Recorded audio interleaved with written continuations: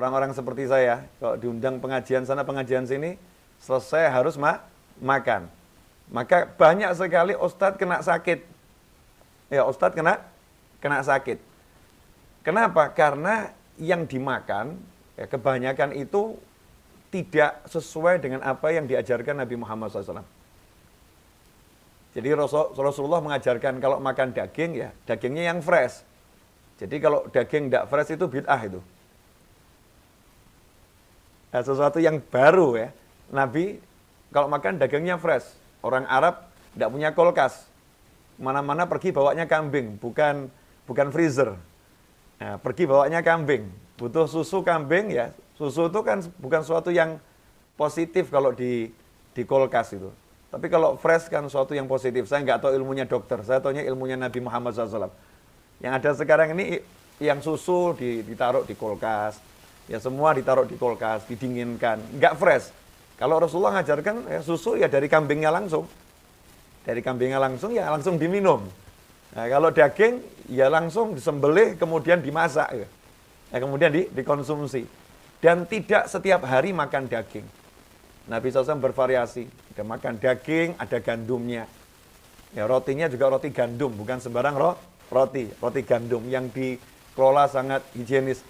Kemudian kalau makan buah-buahan, langsung metik dari kebunnya. Itu yang dicontohkan Nabi Muhammad SAW.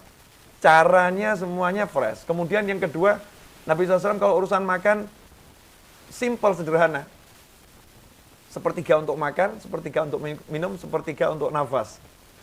Artinya porsinya makan tuh betul-betul diatur, nggak banyak. Sepertiga makan, sepertiga minum, sepertiga nafas.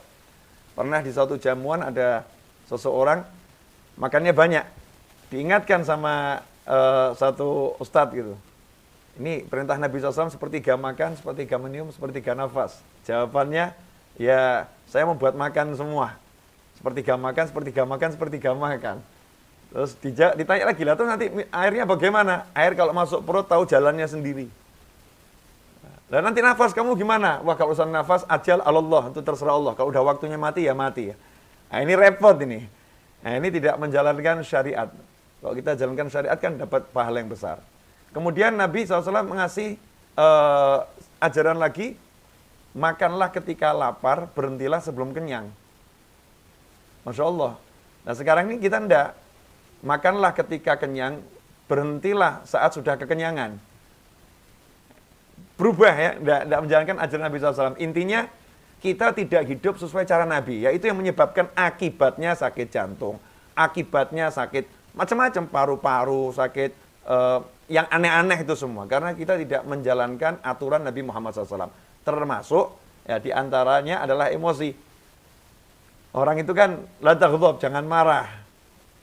Tidak boleh marah sampai Rasul mengajarkan kalau lagi marah dalam berdiri duduk, kalau duduk masih marah berbaring, berbaring masih marah langsung wudhu ya. Cara mengelola emosi ya. Betul-betul emosi ini dikontrol oleh Nabi Muhammad SAW. Larangan, jangan marah. Makanya kalau kita lihat di Al-Qur'an surat Al-Insyirah itu alam nasyrah laka sadrak. Bukankah telah aku lapangkan dadamu? Jadi nggak dibilang jantung, nggak dibilang hati, yang dibilang adalah dada. Semua pusat yang penting-penting ini ada di dada. Walaupun secara tafsir yang maknawinya adalah dada ini halamannya hati. Allah Ta'ala mengatakan bukan dada Nabi SAW itu lapang betul, ya. Dadanya lapang. Nggak ada rasa ampek, nggak ada rasa berat, ya, nggak ada rasa nggak enak, angin duduk, itu semua tidak ada dalam diri Nabi Muhammad Sallallahu alaihi wasallam. Alam nasyrah laka sadrak. Nah, kenapa sekarang banyak orang itu kalau nggak enak dadanya jadi sesek gitu ya. Suntuk tuh langsung kan di sini. Tidak ada suntuk di sini. Saya suntuk, nggak ada.